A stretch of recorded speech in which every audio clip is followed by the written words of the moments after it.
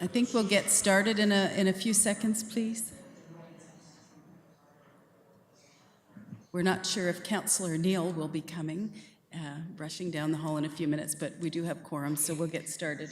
Good evening, everyone. I'm Liz Schell. I'm chair of the Planning Committee, and we have with us members of our committee, Councillor McLaren, Councillor Osanek, and Councillor Turner. We have a number of city staff with us this evening. Our Commissioner Hurdle, Director Agnew, Manager Vendetti, and we have a number of planners with us. I'm not sure. Oh, it's Manager Newman. Sorry, there's sun in my eyes. Planner Lambert, Planner Bolton, and Planner Wicca. And I think with the sun in my eyes, that's, oh, there's Planner Sands in the background. Thank you very much. We do have a number of public meetings. Oh, and of course, our clerk, James Thompson. So we do have a regular preamble when there are public meetings, which we have 2 of tonight. Notice of collection, personal information collected as a result of this public hearing and on the forms provided at the back of the room is collected under the authority of the Planning Act and will be used to assist in making a decision on this matter. All names, addresses, opinions, and comments may be collected and may form part of the minutes which will be available to the public. Questions regarding this collection should be forwarded to the Director of Planning, Building, and Licensing Services. The purpose of public meetings is to present planning applications in a forum as required by the Planning Act. Following presentations by the applicant, committee members will be afforded an opportunity to ask questions for clarification or further information. The meeting will then be opened to the public for comments and questions. Interested persons are requested to give their name and address for recording in the minutes. There is also a sign-in sheet for interested members of the public at the back of the room. No decisions are made at public meetings concerning applications unless otherwise noted. The public meeting is held to gather public opinion. Exemptions to this rule is outlined in bylaw number 2006-75 to delegate various planning approvals to staff and to adopt certain procedures for the processing of planning applications subject to delegated authority. Council has authorized staff to use discretion in determining if an application can be a combined public meeting comprehensive report to expedite the approval process. Public meeting reports are provided to inform the public of all relevant information. Information gathered is then referred back to Planning, Building, and Licensing Services staff for the preparation of a comprehensive report and recommendation to Planning Committee. This means that after the meeting tonight, staff will be considering the comments made by the public in their further review of the applications. When this review is completed, a report will be prepared making an recommendation for action to this committee. The recommendation is typically to approve with conditions or to deny. This committee then makes a recommendation on the applications to City Council. City Council has the final say on the applications from the city's perspective. Following council decision, notice will be circulated in accordance with the Planning Act, and anyone with an interest in the matter may file an appeal. Interested persons are advised that if a person or public body does not make oral submissions at a public meeting or make written submissions before the bylaw is passed, the person or public body is not entitled to appeal the decision of council to the Ontario Municipal Board unless, in the opinion of the board, there are reasonable grounds to do so. And I realize now that was actually Planner Eusebio sitting beside Planner Lambert because I saw there's Planner Bolton in the background. Okay, thank you very much. Our first public meeting is concerning 950 Centennial Drive, and it's an application for a zoning bylaw amendment. I see Ms. Warner will be presenting.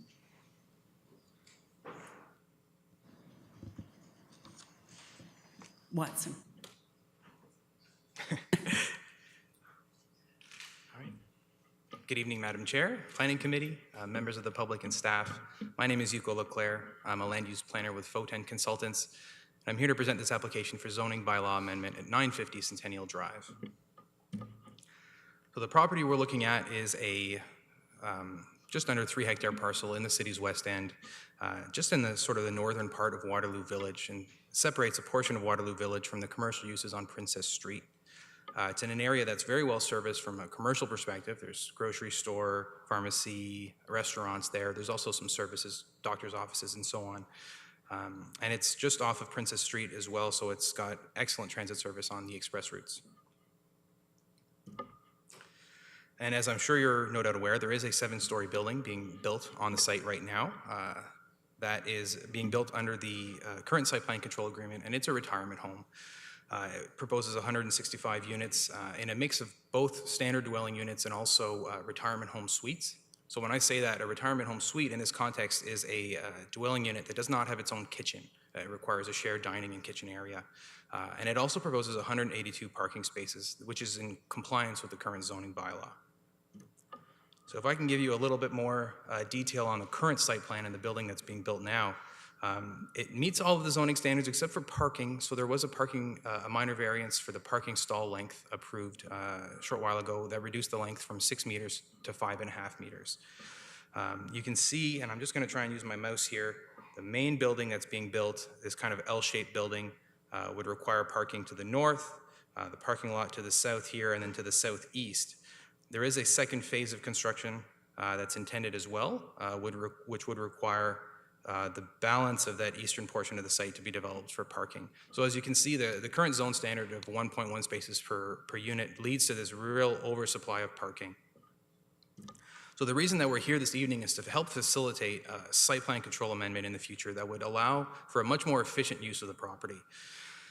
So what you can see on the screen here in blue on the right-hand side, if I'm using my mouse over here, is this memory care facility, this memory care center. It's a 3-story building that would be built. There's also a little bit of office space, a medical office, I should say, right over here. And in order to make this happen, the parking standard would have to be reduced, and that's what we're seeking tonight. The total combined building, this whole concept would lead to a total of 377 dwelling units, and the parking requirement would be 153, based on the ratio that we're proposing, which is 0.6 spaces per dwelling unit, and also utilizing an equivalency of 2 retirement home suites to 1 dwelling unit, which would basically have the requirement for retirement home suites. So if this parking ratio sounds at all familiar, it is the same that's used at the Waterford Retirement Home in Cataraqui North, and it is more in line with industry standards for retirement home uses. There was a parking study done on this site that evaluated the needs from an industry perspective. It looked at other zoning bylaws in the city of Kingston, and also it compared to the retirement home parking requirements in the city of London for a comparable city, and found that this requirement was very much in line with those industry standards and best practices. So looking at the planning a little bit and briefly, the property is designated arterial commercial, which does allow this higher density of residential use. The parking reduction meets the needs of the site as shown through the parking study and won't result in any adverse effects for any neighboring properties. It's also intended to help facilitate this much more efficient use of the subject site and allow for a little bit more landscaped open space. Looking at the zoning, the property is currently subject to a site-specific zone, which includes the properties to the north as well. It allows the land use, and that's why the building is able to be built as is. The zoning standards are all met through the proposal, except for that parking requirement. And I'll just jump into the next slide to show you a little bit more detail of what this parking requirement means for the property.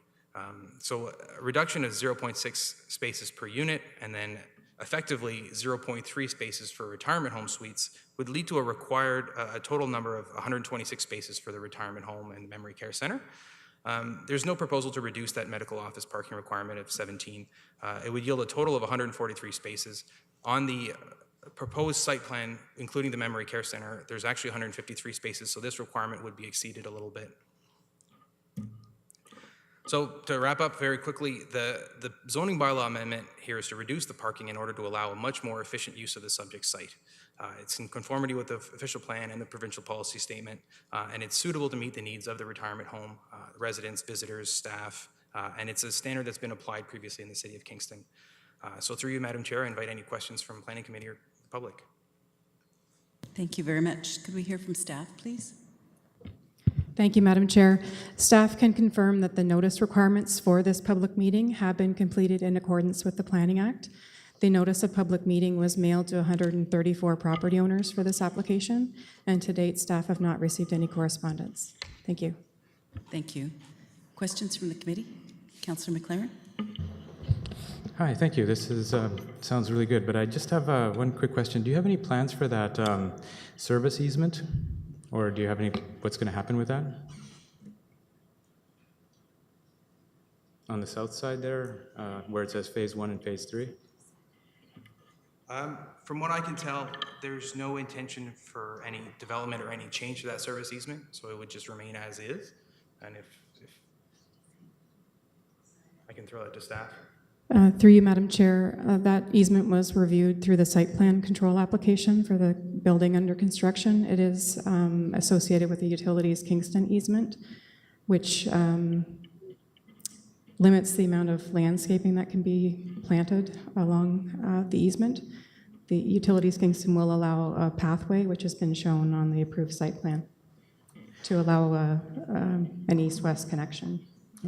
So I just bring that up because a lot of the residents on Oxbridge Crescent like the trees that are there against their fence. They see it as a privacy issue and shade in the wintertime, or sorry, in the summertime.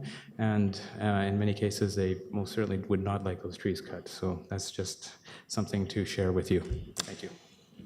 Through you, Madam Chair, the existing trees are allowed to remain. However, should Utilities Kingston need to do maintenance work within that area, restoration would not be a foregone conclusion.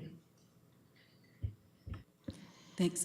Shall we just clarify that actually Utilities controls that piece of property and what can be done on it? Is that what you're saying? Not the owner? That's correct. In terms of allowing landscaping to be planted there, it's not permitted because of the nature of the utility below grade. Great, thank you. Councillor Neal? Just very quickly, when I was looking at this proposal, my only question about the reduced parking isn't so much the required parking for the residents, but my mother was in a senior's home for a number of years, and there was always an issue with visitors parking, and because this borders on a residential area, I'm just wondering if you anticipate that'll be enough parking for a busy weekend of visitors, or will we be getting overflow onto residential streets? Through you, Madam Chair. My understanding from reviewing the parking study is that this does meet the peak demand that's projected for the property. So it's not anticipated to generate that type of overflow traffic on the property, and it is in consideration of residents, staff, and visitors. Thank you. Any other questions from the committee? Seeing none, I'll open it the floor to members of the public. Do any members of the public have comments about this plan application? Seeing none, I'll thank you very much for your presentation. Thank you. And I'll close that public meeting. And I will open our next public meeting, and this is 193 Resource Road, applicant Quinty Crane. And it's an official plan and zoning bylaw amendment application.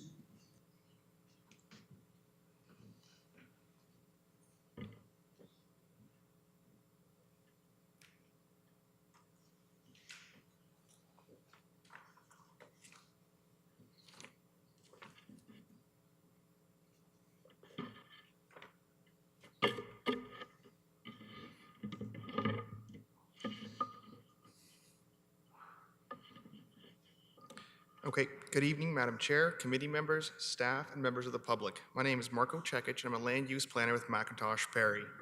McIntosh Perry has been retained by Quinty Crane as the agent with respect to the subject official plan amendment and zoning bylaw amendment before you this evening. So lands subject to the proposed development are located in the Cataraqui Estates Business Park, approximately 110 meters west of the intersection of Resource Road and Centennial Drive, and are described as part of Block 4 on Registered Plan 13M86 in the City of Kingston. The subject lands were created by the City of Kingston and are now municipally known as 193 Resource Road. Subject lands are approximately 1.01 hectares in area with approximately 100 meters of frontage on Resource Road.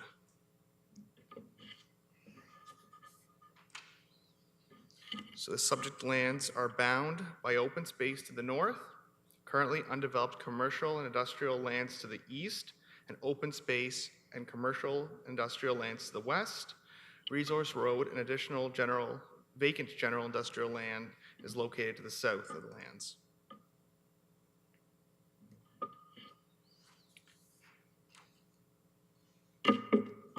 So the proposal for the subject lands includes the construction of a 2,230 square meter building to store a maximum of 4 mobile cranes and contains a small office space at the front of the building. Parking areas are proposed for the west side and the rear of the building with a relatively large hard surface area to accommodate the large turning movements required by the mobile cranes.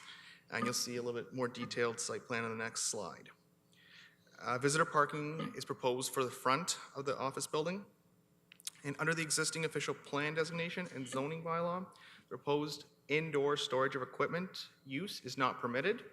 So an official plan amendment and zoning bylaw amendment are required to permit the proposed indoor storage of equipment use, and a site plan application was also required and has been submitted concurrently.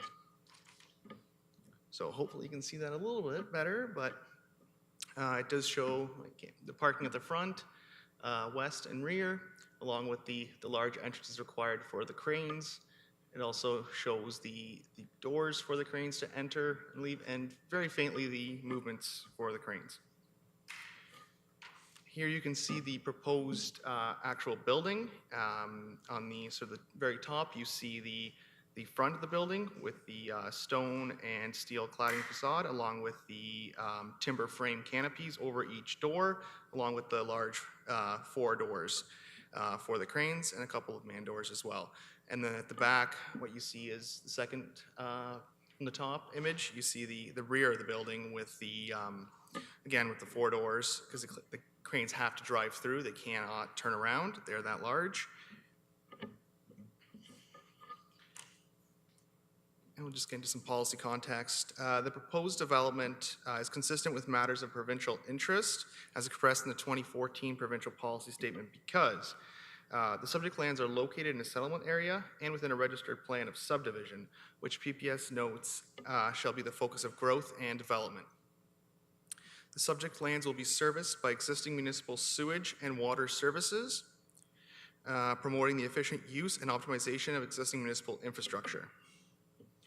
The proposed development will ensure that post-development drainage patterns will be consistent with pre-development patterns, preventing negative impacts to existing natural features resulting from drainage flows, while the post-development flow rate will be reduced by 35%. Moving on to the official plan, the subject lands are designated business park industrial. You can see the little star indicates the location of the site. Again, indoor storage of equipment is not a permitted use under the designation, and therefore an official plan amendment is required to permit the development. So it is my opinion that the proposal meets the intent and purpose of the city's official plan because development is located within the urban boundary and on existing municipal services. The development has been designed to promote enhanced access to the site for visitors and employees, and that's part of those large entrances. It promotes and protects employment opportunities through the provision of rentable office space, in addition to the Quinty Cranes corporate office, so the office space will be split in half. The development and addition of indoor storage of equipment as a permitted use is compatible with uses likely to occupy the remainder of the business park, industrial designation, and the Catawba Estates Business Park. It's been appropriately sized to accommodate the use and prevent negative impacts, while landscaping at the front will provide additional privacy and also on the sides of the building. The proposed development is architecturally interesting and aesthetically pleasing as a result of the use of a variety of construction materials. And the servicing and stormwater management report demonstrates that post-development drainage patterns will be consistent with pre-development drainage patterns, again, preventing negative impacts to natural features, and we'll have that post-development flow rate reduced by 35%.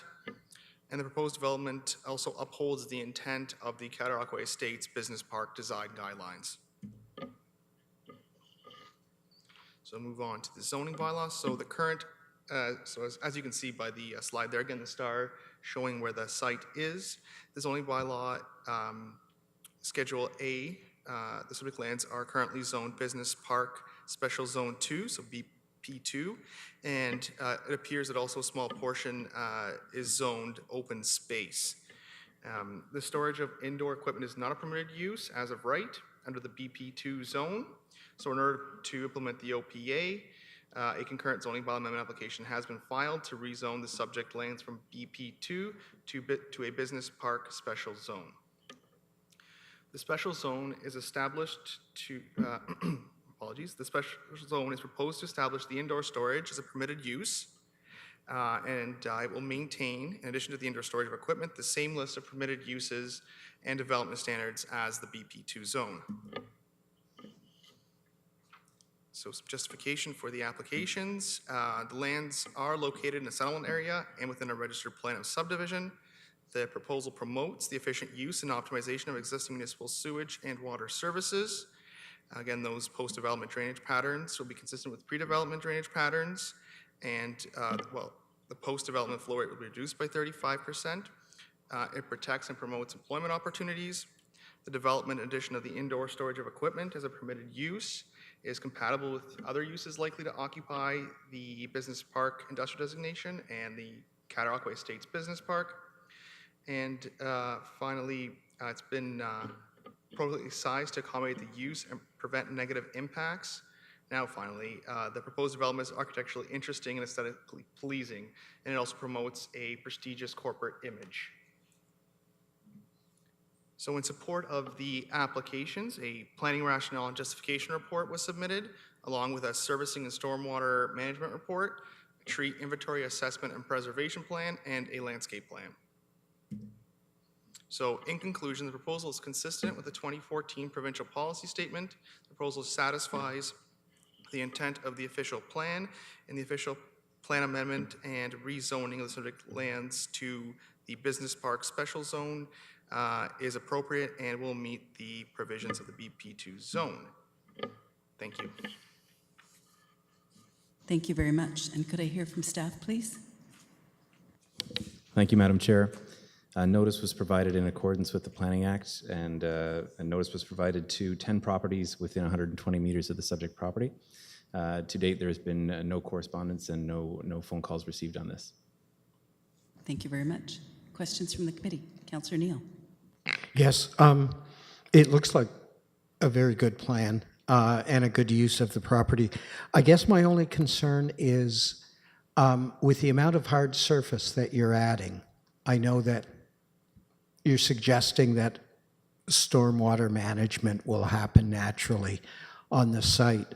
I'm wondering, and if staff could jot this down, when it comes time for the site plan, would you consider using permeable pavement on the site to mitigate some of the potential for stormwater? So through you, Madam Chair. And just to clarify, I'm not sure if it was evident from the site plans that were up there. The hard surface is only up to, say, the front of the building. After it is a permeable surface, it'll likely be gravel. And as for using permeable concrete on that front, I don't know that that's going to suffice. The cranes are very heavy, large, and they may very well tear it up, but that is something that we can certainly look into. It's a question I ask often. If it can be a consideration, that would be great. Sure. Thank you. Thank you. Councillor Osanek. Thanks, Madam Chair. You don't really have the aerial view that you showed in your slide deck, except maybe the slide that was right before proposal, but we have an aerial view in our packet.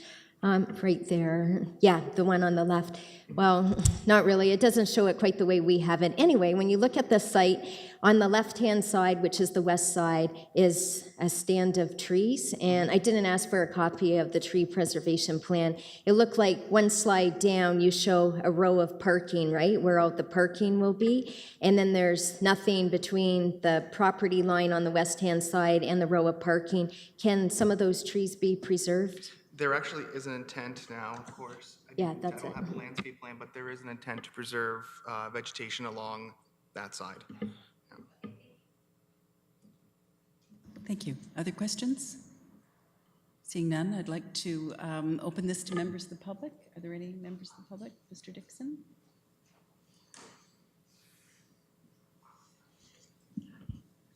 So Frank Dixon, 495 Alfred, Apartment 2, K7K, 4J4. Thank you for presentation.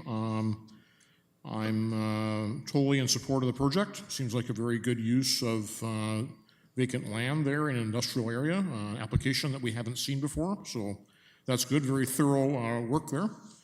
I just have a couple of small questions. I'm a little surprised that there's nothing like this in Kingston before or that we know about.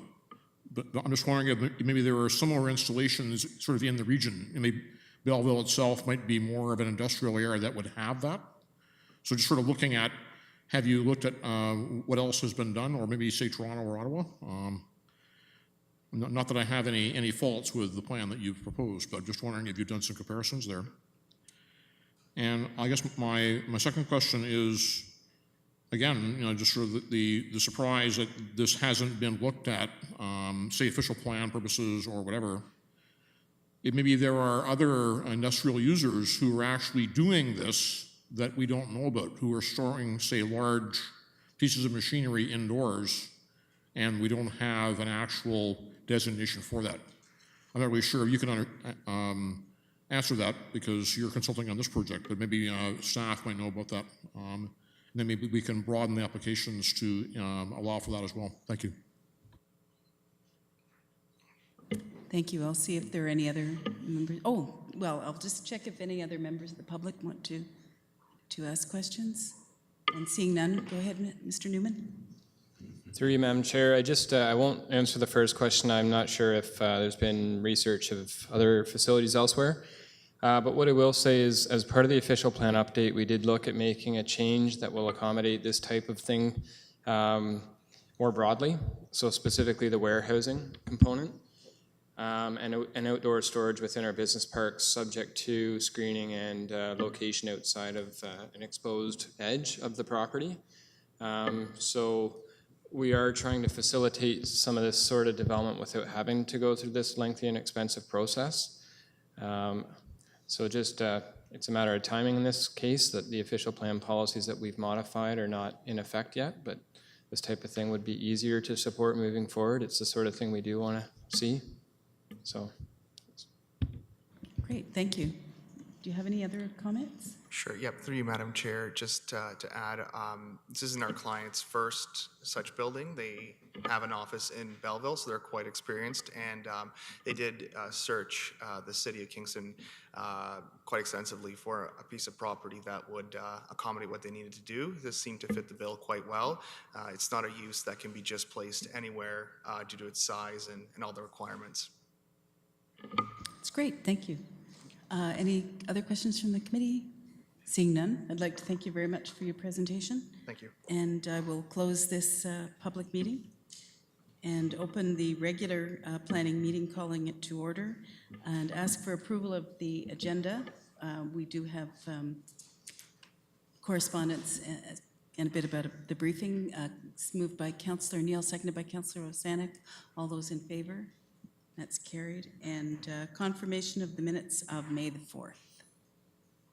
Moved by Councillor Turner, seconded by Councillor McLaren.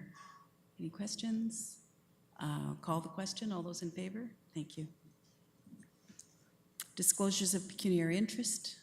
None. And no delegations, but we do have, now this is we're doing Ms. Bolton first, yeah. So our first briefing is Ms. Bolton, Senior Planner, and representatives from Dialogue will be present to speak to the committee regarding the North Kingstown Secondary Plan Visioning Report and preliminary market analysis. And it's been suggested this could be 15, 20 minutes, but I think we'll find it pretty interesting. Thank you. Thank you. Good evening, Madam Chair, members of the committee, ladies and gentlemen. We're very pleased to be here this evening to present the results of the community visioning exercise and the preliminary market analysis for the North Kingstown Secondary Plan. This first phase of the project began about a year ago, and for the project, we retained the services of Dialogue. Mr. Antonio Gomez Palacio is here this evening with me to present the findings of the report.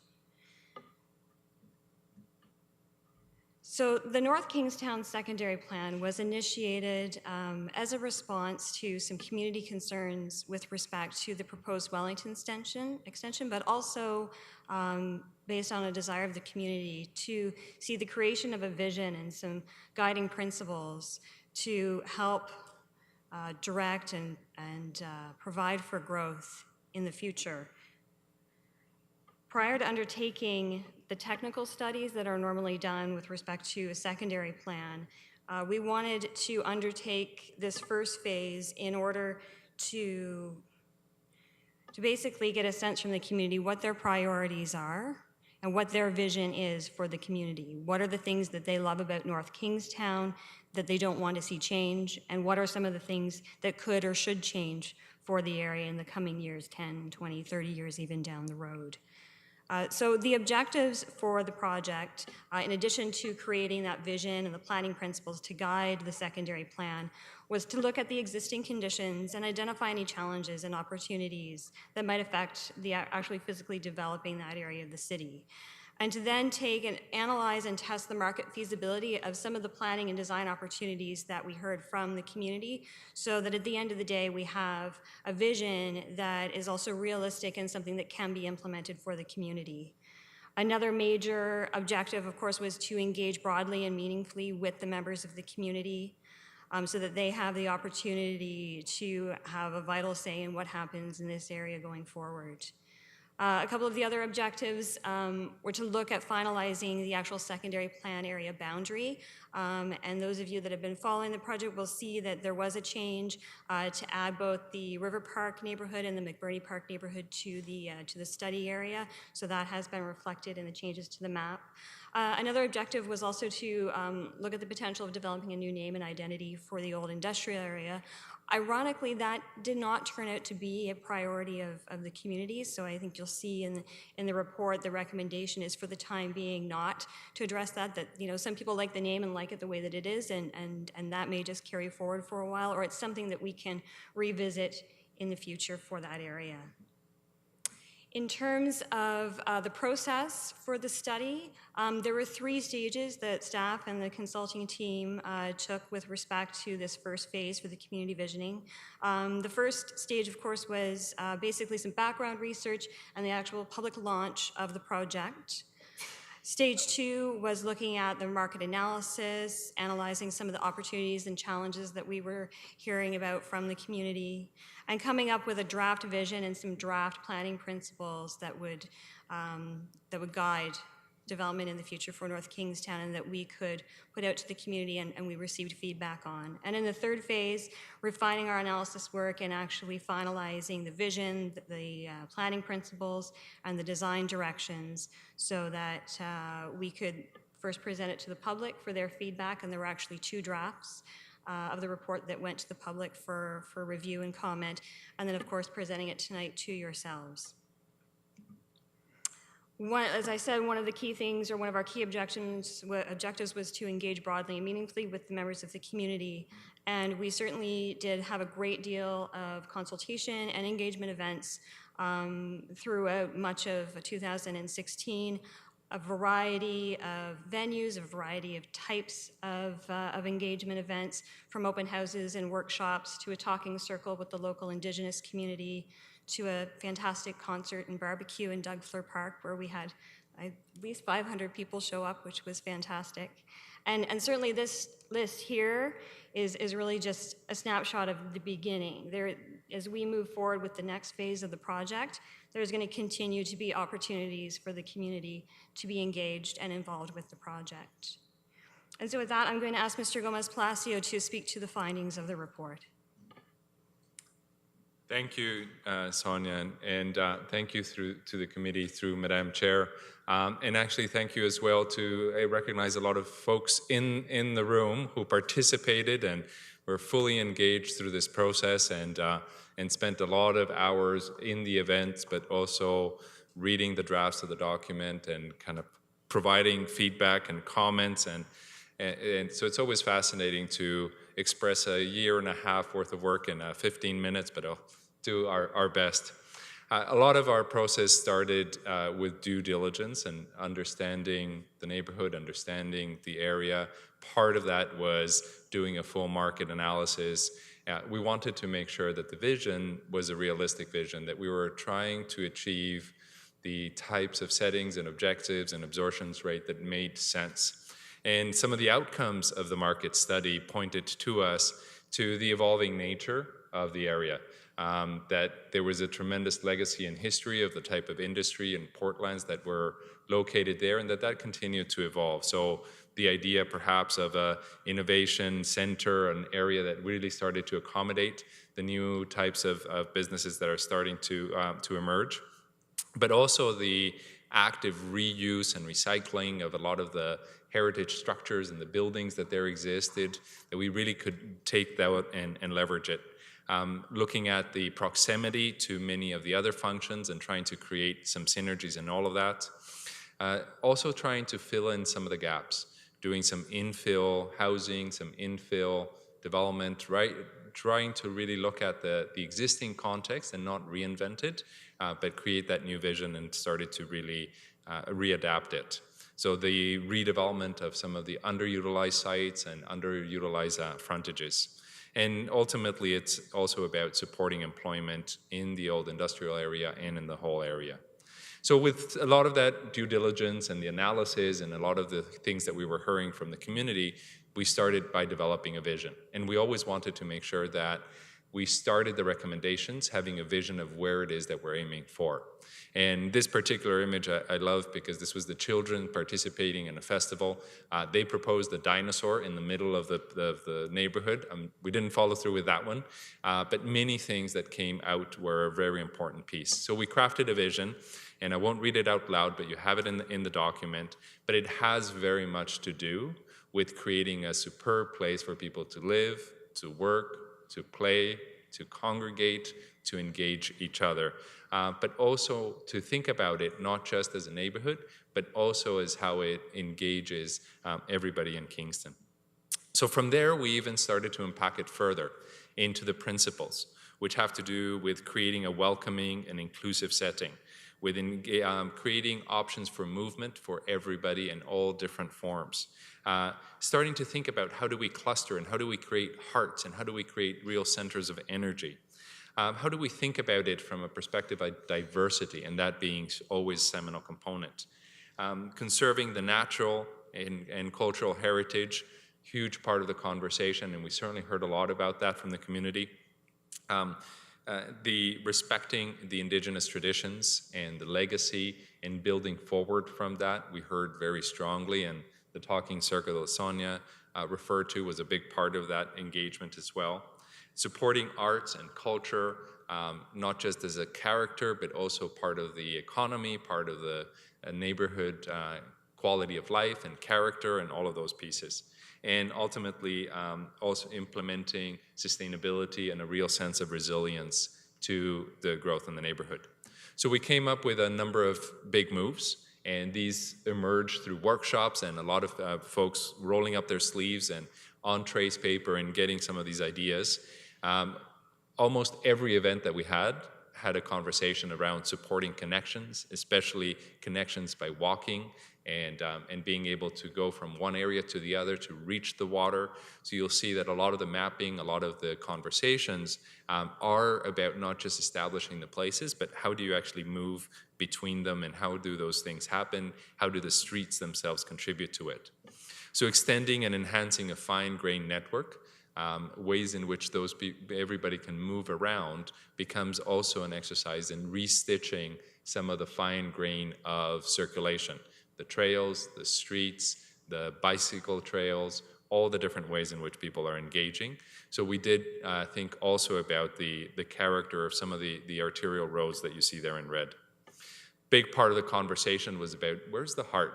And in fact, thinking about it as plural hearts and real hotspots and centers of activity. And we knew that we didn't want to spread that out too thinly. In fact, we really wanted to focus. So some of the ideas was, well, maybe we can start to think about how the mix of uses, how the early phases of development, how the concentration of density can really start to foster this vision of a walkable and supportive and complete community.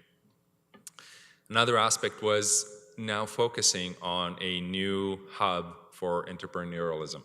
And this was very much focused around, well, where it's already happening. There already is an emerging sense of new businesses readapting existing structures and creating a new character, and we really wanted to foster and nurture that and take it even a step further. Big part of the conversation certainly was all the open space and specifically Bell Island, and a lot of conversations around us honoring the accord that exists on that and wanting to support a lot of the conversations that even certainly predate the engagement that we were doing and how could we support all of that exercise. Big part of the conversation was also acknowledging that this is not a uniform area. Not every corner is painted by the same brush. In fact, they're quite different areas, and they demand a slightly different way of understanding them, and we can start to almost think about them as character areas, and each one of them has its unique qualities, its unique identity, and it will require, as we move on to phase 2, a real sense of what are going to be the policies that need to emerge and support that sense of place for each. Montreal and Division are two particular spines in this, and there's a real sense through this exercise that they can start to acquire a linear sense of activity, of animation, of engaging the identity and the character. They become ways of stitching a lot of things together. So a lot of conversations were about, well, how do we actually do that? What kind of a character, and how does that one in itself vary as you move along some of these corridors? The type of industry that happens to the north is very different from the type of industry that might happen elsewhere, and that also becomes a very important piece of supporting employment and supporting it in the long term. And the way it took place 50, 60 years ago has changed and has evolved. And so we needed to acknowledge that and see what needed to be done today to be able to support the vibrancy of industry moving forward. Cultural heritage, both in terms of the structures and the landscapes, and even the stories that we were hearing became a huge part of the building blocks for moving forward. We wanted to make sure that we were actually capturing that, identifying the significant resources and using them as resources. So bringing forward a lens of cultural heritage became a big part, and it will continue to be a big part moving forward. And lastly is the conversation around sustainability.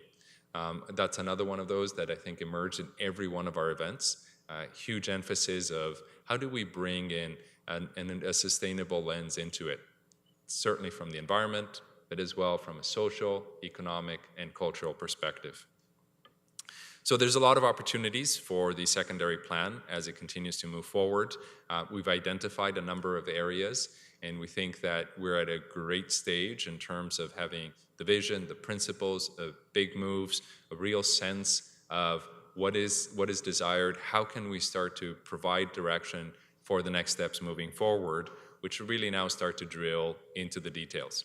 some of the parallel due diligence that is going to be informed and driven by the vision, but also starting to put some word around the policy and these types of things. So we have recommendations for the public realm, for the land use, and for the movement as key frameworks in all of this. So I'll let Sonia talk a little bit about the implementation. Thanks, Antonio. So this is really just the beginning of the story for North Kingstown. In terms of implementation and next steps, we're going to continue to do public engagement through the next phase of North Kingstown, which is really what we're setting up here for, and to look at the technical components of the secondary plan. So this is where we're really going to roll up our sleeves even further, and we're going to dive into those technical components that are outlined in the city's official plan that need to be addressed for all of the secondary plan areas. So that's looking at developing a land use plan for the area. It's going to involve a transportation plan specifically for North Kingstown that will certainly include a reevaluation of the proposed Wellington Street extension. That will be a key component of that. There will also be a servicing plan to look at other infrastructure needs in the community, as well as a financial and implementation plan, which at the end of the day is going to speak to perhaps some municipal initiatives that can be done in terms of public works or capital projects to improve the area, and may have to speak to phasing of how that might occur.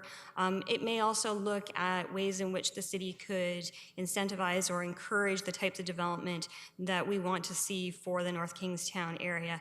We currently have a Brownfields Community Improvement Plan that offers sort of tax increment-based financing, which is great. So there may be an opportunity to build on that for other things.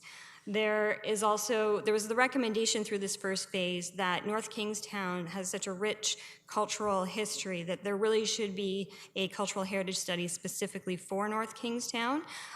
So that is something that was not part of the original scope and budget of the project, but it's certainly something that we've heard and we've taken to heart as staff, and we're going to be reviewing that and figuring out how best that will dovetail and fit with all the other components that we've outlined for the secondary plan.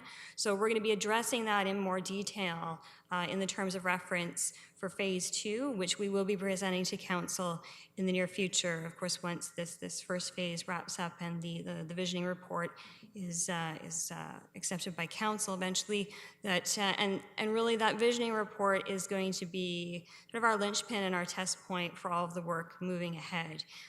We'll be testing the vision and the planning principles, the design directions against what it was the community told us, and really seeing what works through the technical studies to try and bring that vision to fruition. So at this point, we're certainly available to answer any questions that the committee would have, and happy to do so.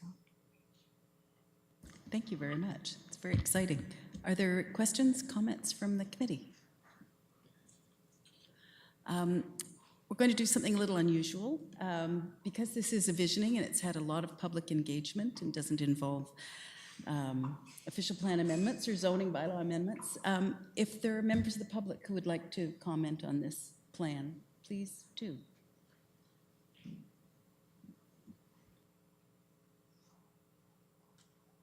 Know how to do that. Okay, Mary Ferrar, 1 Place d'Armes, Unit 83. And really, I feel as though I'm here as a cheerleader on a number of accounts. First of all, I would like to congratulate the nominations committee. I don't know how many of you are on it, but this is the absolute best working group I've ever been on. And it was just really an amazing and wonderful group of people. Secondly, congratulations to Antonio and Dialogue for, a wonderful public outreach in the early stages, and especially to Sonia and Greg, who did the most awesome job ever of really coordinating all of the public input and going through the drafts and, painstaking, long work, but, really stellar. Just wanted to say thank you. And thank you. Would anyone else like to comment? Mr. Dixon?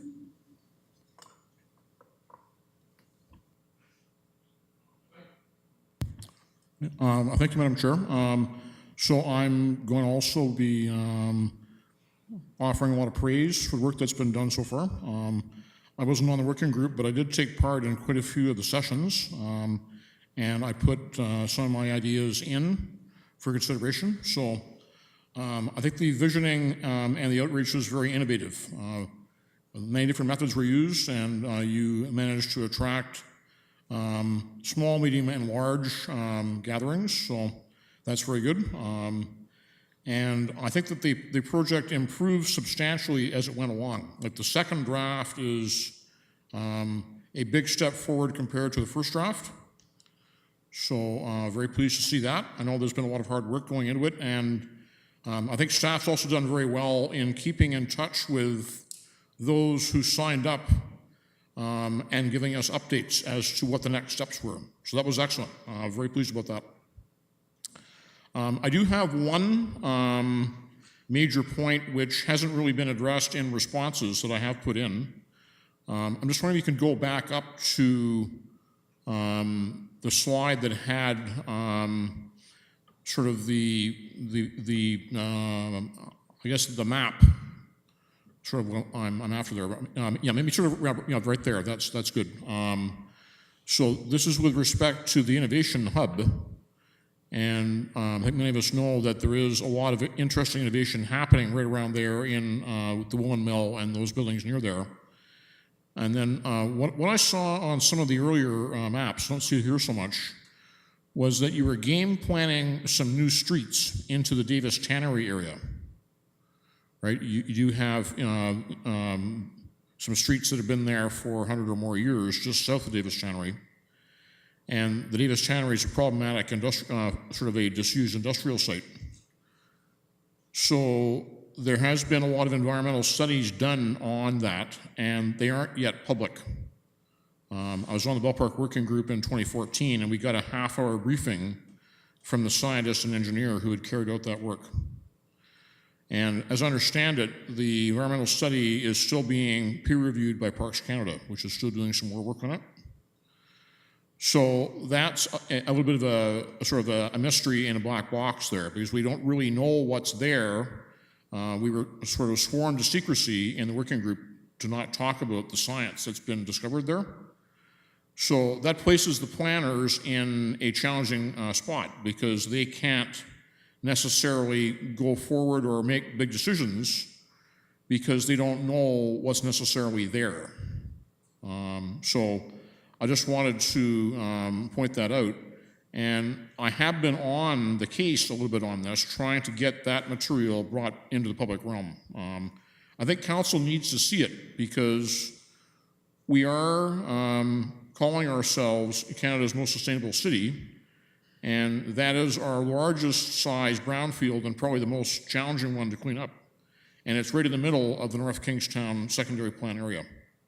So it's a challenge that's going to be with us for a lot of years, and I would just advocate that council take a position of trying to obtain that material in some way or other, so that the consultants and the working group and I guess the community as well can get around to discussing this, because there's been some false starts on that property going forward.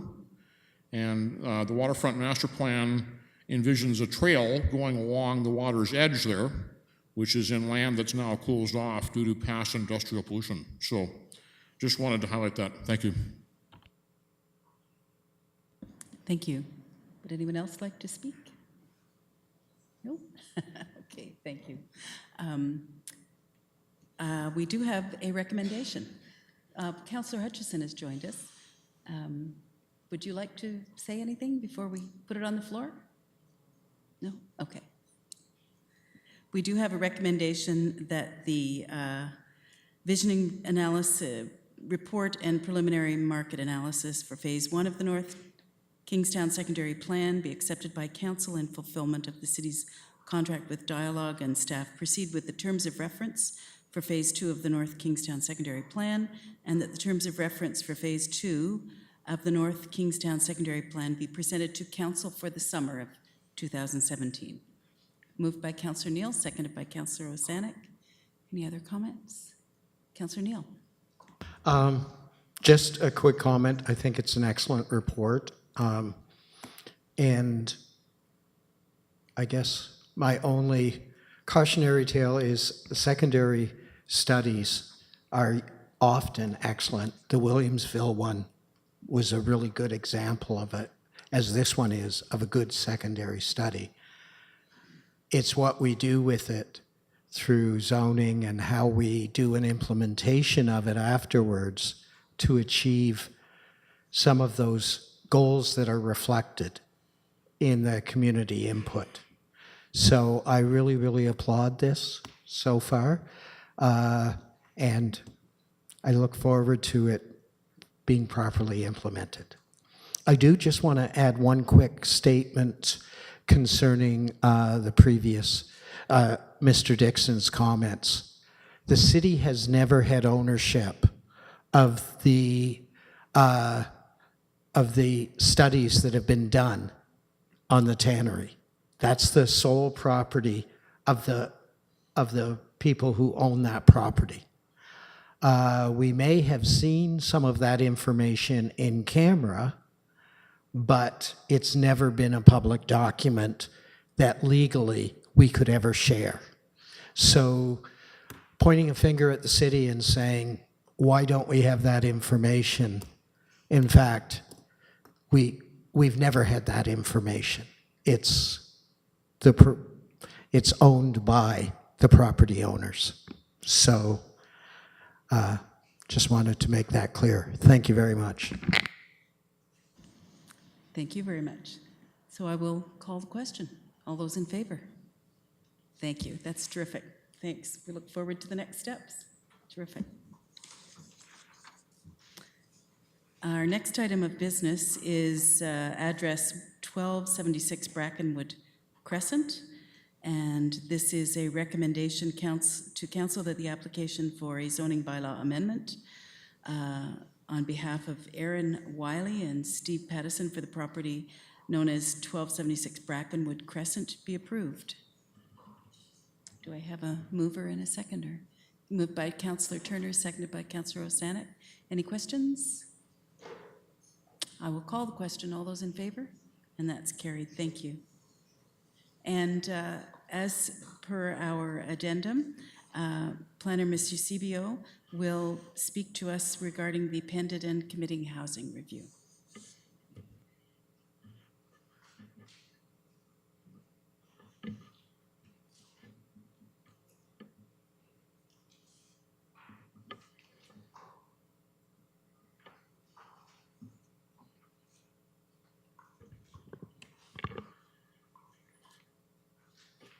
Hello, good evening, Madam Chair, members of Planning Committee, staff, and members of the public.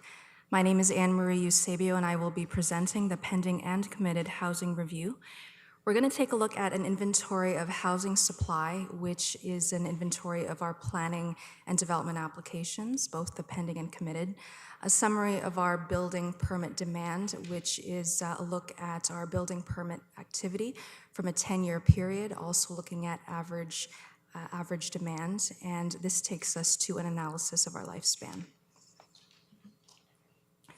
So the planning division does this in order to be consistent with our provincial policy statement, and what that is to accommodate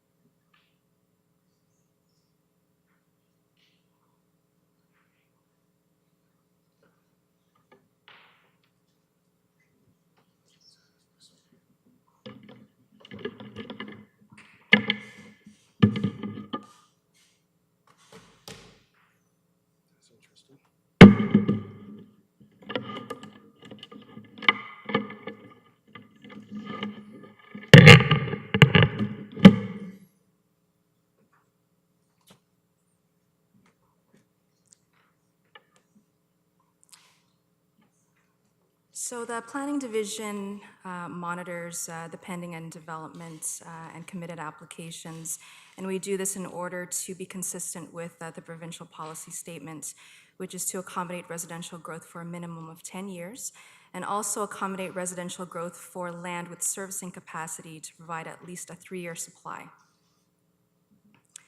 So when we look at housing supply, we look at our pending and development applications. So our committed applications would be our registered plans of subdivisions that have been approved, our approved site plans, as well as our draft approved subdivisions.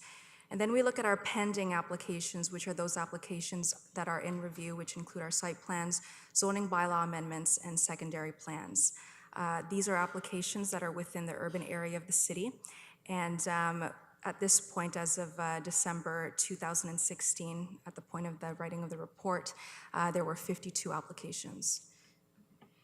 So the summary is that our committed units, again, considering the approved applications, are 3,247. And if we look at the pending units consisting of the plans of subdivisions that are currently being reviewed, our site plans, our zoning bylaw amendments, and our secondary plans, we're looking at a pending unit total of 5,766. So we do have a grand total of all pending and committed units of 9,013 units, which will eventually come to market. So this is a map showing locations of where the pending and committed developments are located. And you can see over in the west end, we see the Cataraqui West secondary plan comprising of the Woodhaven subdivisions. You also see the Westbrook Meadows subdivision further down on the west. We see Midland Park, and we see Cataraqui North. On our east end, we see Greenwood Park West, and we also see Baxter North. And again, further west, we see the Gardners Road, the 700 Gardners Road, which is currently sitting at 1,018 units that are proposed. Number 51 at the bottom, that's 752 King Street West, that's around 549 units. And then we also see our downtown area comprising of our 223 Princess Street, the Capital Project, 327 University, the Princess Street and Chatham project, all comprising of a total proposed unit count of a little over 600. So this is what we're looking at in terms of our pending and committed unit count and inventory as of 2016. When we look at housing demand, we're looking at our building permit activity. So we not just looked at our numbers for 2016, but we also looked at a 10-year period, and from that, we looked at average annual demand. And this map is very similar to the map that you've seen before, but it actually shows where development is happening as of 2016. So very similarly, we see the Cataraqui North, Woodhaven, Westbrook Meadows happening further to the west. We see the multi-phase subdivisions in the east for Greenwood Park West and Baxter North. And then we also see some multiple unit developments further in the downtown area comprising mostly of multi-unit family dwellings. In terms of proportions, 61% were single-family dwellings, 2% were semis, and 27% were townhouses, and 10% were multiples. So this is showing the dwelling unit construction by geographic area. So we looked at the central, east, and west portions of the city. So we took the numbers from 2007, and then we're looking to the end here at 2016, and it shows a proportion of where the development is happening. So as you can see from the pie chart here, 56% of residential growth is happening in the west, and then we have 22% respectively for the east and central portions of the city. This is a chart showing what we're looking at in terms of building permit trends. So again, we're looking at a 10-year period time. If we look at our singles shown in red, we could see that we are experiencing a downward trend in the construction of singles. And then we also see multiples having a more upward trend, more pronounced between 2010 to 2016. And we also see some rise in the number of row houses being constructed. If we talk about our 2006 numbers, the total building permit unit count was 277, which is not that much in comparison to our previous years. In 2015, we were at around 500 units, and in 2016, we were looking at around, again, 277. About 29 of them were multiples. So it's just to demonstrate the cyclical nature of building construction within our city. People may choose to live in multiples because they wish to downsize or want to be close to amenities further. So we've looked at the housing supply, which is our our pending and committed applications. And then we looked at our housing demand, which is our building permit activity and our trends. And all of that comes together to determine what the lifespan is. So what is lifespan? Lifespan is the measure of the total annual supply divided by the annual demand. And it's the assumed length of time it would take for approved units to be consumed by the market. So I've mentioned before, we consider our committed units, those that are shovel-ready. So those are the units that have been approved. They're ready for building permit issuance, and those are our registered plans of subdivision and approved site plans. If we're looking at our committed units again, which is a second, sort of like a second category, we're looking at draft plans of subdivisions that may take maybe 1 or 2 years to be available to the market. And again, we are also looking at our pending units, being the units that are still in review as part of our applications and have yet to receive planning approval. So this is what we're looking at in terms of lifespan if we're taking committed units that are shovel-ready and ready to go for building permit issuance. So what we've done is that we've categorized the committed units into dwelling unit type. So for example, if we look at our singles, the total units is 510, and then we take the average annual demand taken from our building permit information in order to come up with a year's supply. So if we add all of these unit totals together, we come up with a total of 695 divided by the annual demand, which altogether is 596, and we come up with a 1.16 year supply. So if we measure that against the provincial policy statement in the beginning of this presentation, we need to have a 3-year supply in order to accommodate for residential growth. Now, from these numbers from our shovel-ready units, we're not exactly there yet, but if we look at our committed units, which are pending final approval, so these are the draft plans of approval, we come up with these numbers. And then if we add all of them together, so these are our committed units, which are shovel-ready, and then our draft-approved units, we come up with a total at the bottom here of 3,247 divided by the annual average demand, which is 596, and then we come up with a 5.4 year supply. And if we measure that against our provincial policy statement, we are above the 3-year supply in order to accommodate for residential growth. Further, if we consider the pending units, so these are units that are associated with our applications that are currently in review. This is what we are looking at in terms of the units, the totals, and the average annual demand. So what pops out here really is our semi-detached, and we're sitting at the moment at a 41.8 year supply. The total of 753 for semis is coming from our Cataraqui West secondary plan. It is a secondary plan, and at the point when the applicant or owner decides to come forward with a development application, it is recognized that the parcel layout of that plan of subdivision could change in order to allow for proposed singles or towns at which the demand may be higher.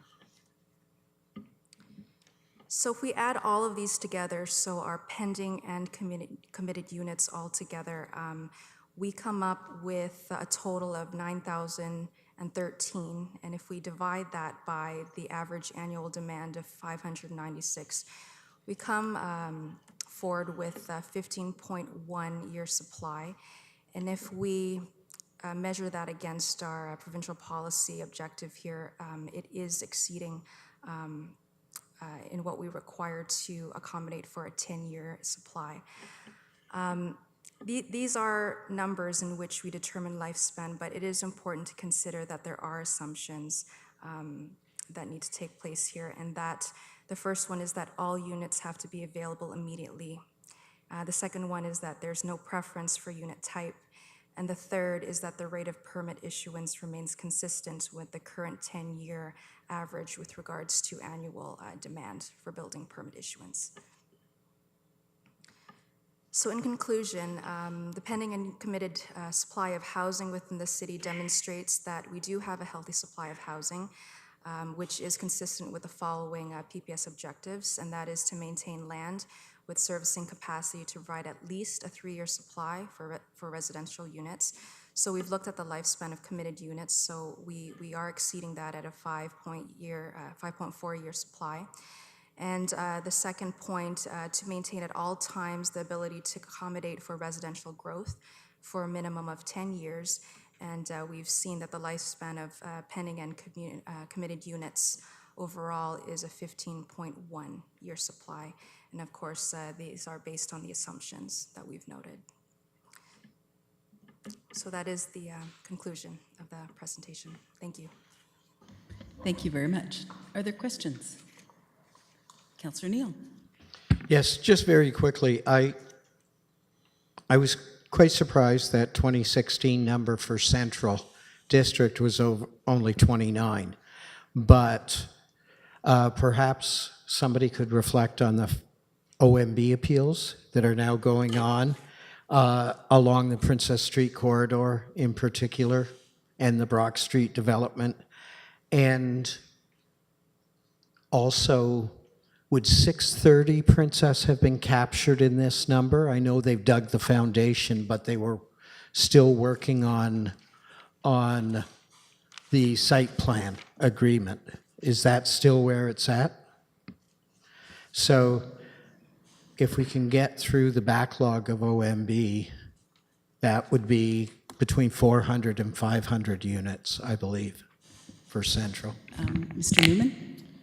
Through you, Madam Chair. So University Suites, so the number 29 that you see, I believe you're referring to that table. That's the indication of building permits issued. So University Suites, as everyone knows, was held up at the board and didn't come to market. It was over 200 units.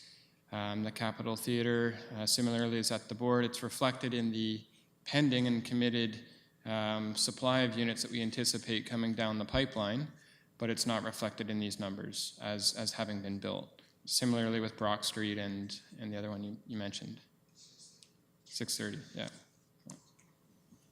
So can I clarify for myself? So the numbers are in with all the numbers, no matter that they're under an OMB appeal. Thank you. Councillor McLaren. Thank you. With regards to these benchmarks that we have, the 1.16, the 15.1, and the 5.4, compared to last year, are we getting closer to the suggested one in the PPS, or are we getting a greater supply? Through you, Madam Chair, last year's numbers were fairly close. With regard to the pending and, the committed units, we were saying that it was a 5.4-year supply. Last year it was sitting around 6. It's 15.1 years for the pending and committed. Last year it was very close. It was a little higher at 16. Thank you. Through you, Madam Chair, if I might just add.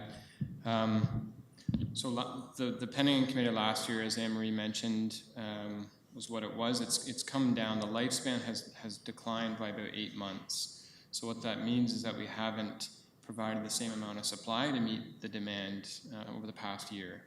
So the lifespan has gotten a little less than it was in the last presentation of this report. Okay, thank you. And I saw Councillor Turner. Thanks. Thank you, and through you, Madam Chair. I have a question about the growth in the West End. I like to see growth, that's great, but I'm just concerned about traffic. I don't know if you can address this, or this might not be part of the scope, but it makes me a little nervous. We just took away a lane on Bath Road, and look at all this projected growth. So I'd just like that to be thrown in the notes somewhere, the minutes, that if we're going to have all these subdivisions out here, are we going to look to the future of the traffic congestion getting, if people work downtown, how they're going to get there? Thanks. Okay. Or do you Through want you, to Madam answer? Chair, I can offer a response if you'd like. So the majority growth in the west is occurring within our Cat West secondary planned area and the Cat North area as well.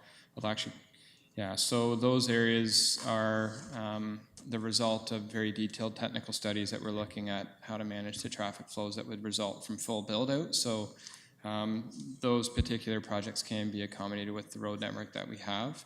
The Bath Road context is a little different. We don't have secondary plans that rely on access to Bath Road. But the ability to accommodate growth in the west has been contemplated in those plans.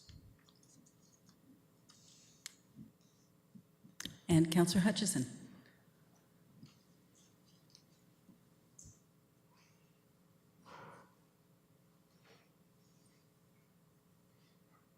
Thank you, Madam Chair.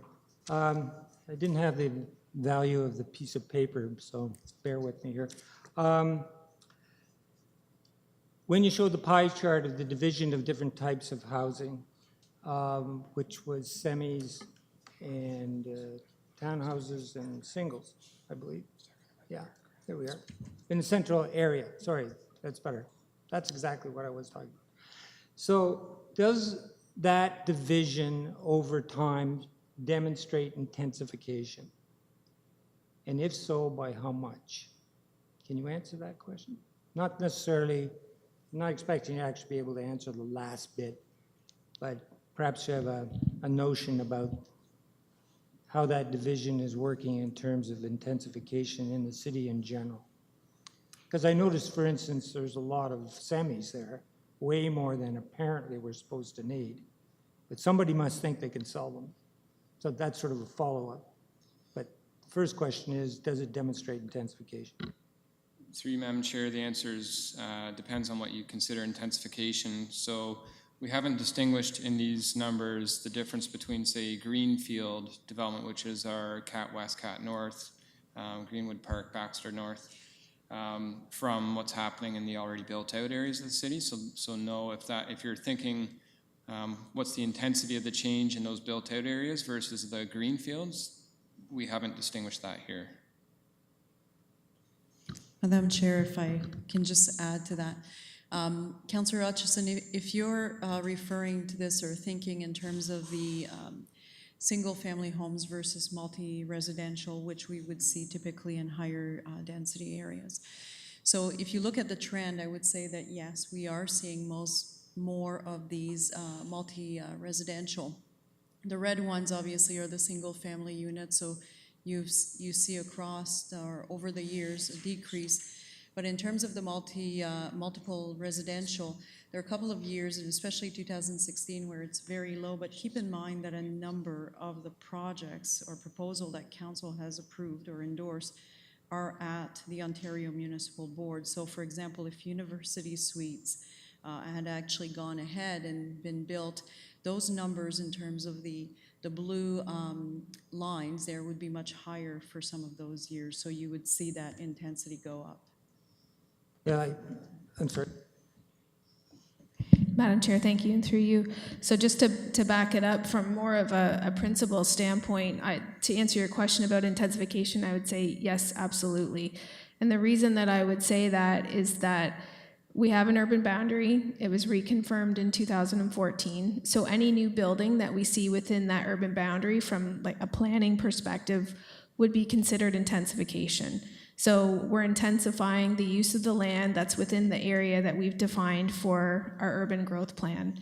Now there's different interpretations, and I think that is what Greg was referring to, is what do you mean by intensification? And I think in Kingston what we've chosen to mean by it is that it's an overall intensification throughout the city with certain areas identified to take more of that intense use, but that we want to see it through secondary suites, mix of housing uses. So it's not just single families, it's townhouses mixed in with semis, mixed in with the single family homes, secondary suites, small apartment buildings. So I would say generally, yes, we are absolutely achieving our goal, our overall arching goal as a city of intensifying within the urban area, and that is being reflected in our numbers.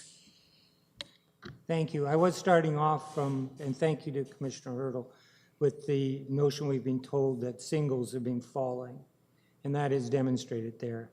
And I just wanted some idea, which I believe Paige and Glenn was demonstrated over here. So I'm happy with the answer. I think I'm supposed to know the answer to this question, so bear with me. We had an annual demand of 596 units. And is that, again, I'm starting with the falling of the single, demand for singles, and the increase in semis and row housing, and I'm fine with that kind of intensification, more so than even than the multiples, but you know, different strokes for different folks. So if the 596, which is right up there, is it trending, that demand trending down as well, or is it being too difficult to track because of the different types of housing?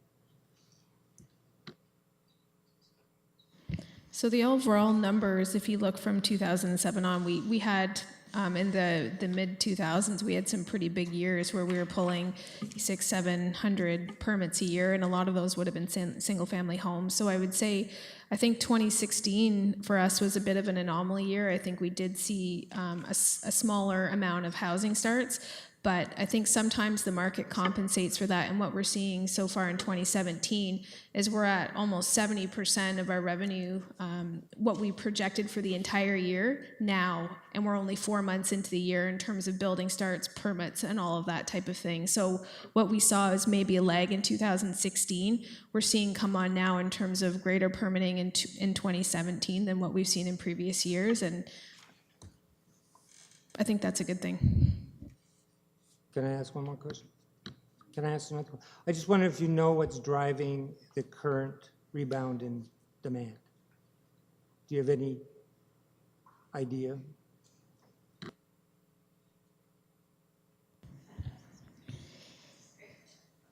Through you, Madam Chair, I think as Paige mentioned, the rebound is somewhat the result of having a bad year. So you can see on the slide there at the bottom the total. That's the total number of units we've constructed annually for the past 10 plus years. So 2016 was, by comparison, a bad year. And if the University Suites project alone had been constructed last year as we thought it might, it would have added 200 plus units to that total, bringing us closer to what we see as the annual average. So I don't know that we're seeing any sort of change in the demand. I think it's more the result of, like I say, a bad year, or a year where we had a major project held up.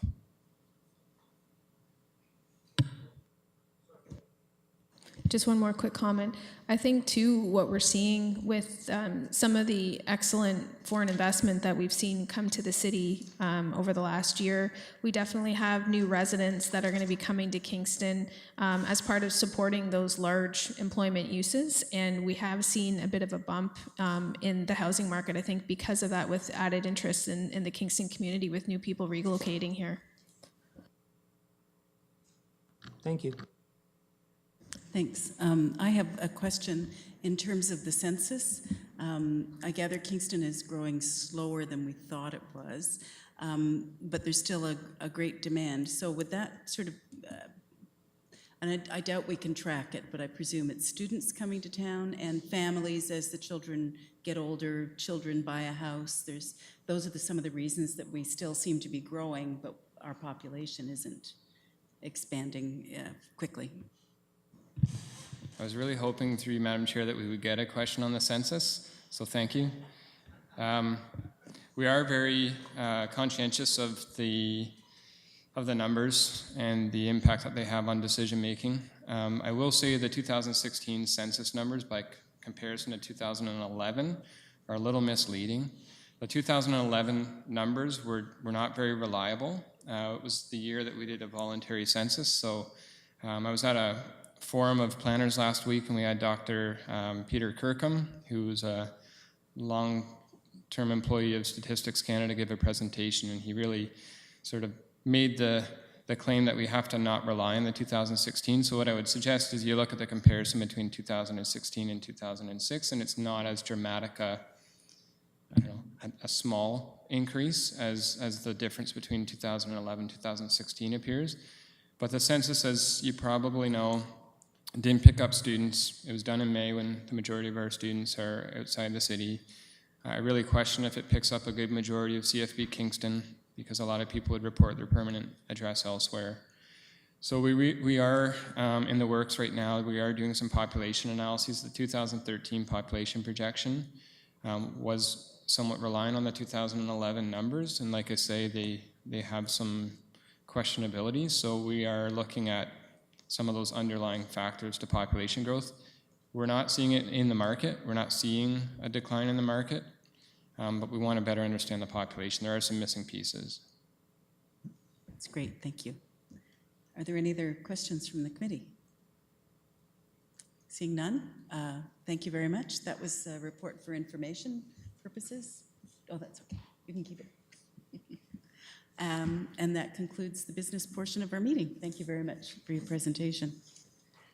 We have no motions, no notices of motion, no other business. We received a piece of correspondence regarding King Street West. Next meeting is June the 8th, and I gather we have a big public meeting for that one, so might be a little longer than this one. Motion to adjourn. Councillor Neal, moved by seconded by Councillor Turner. All those in favor?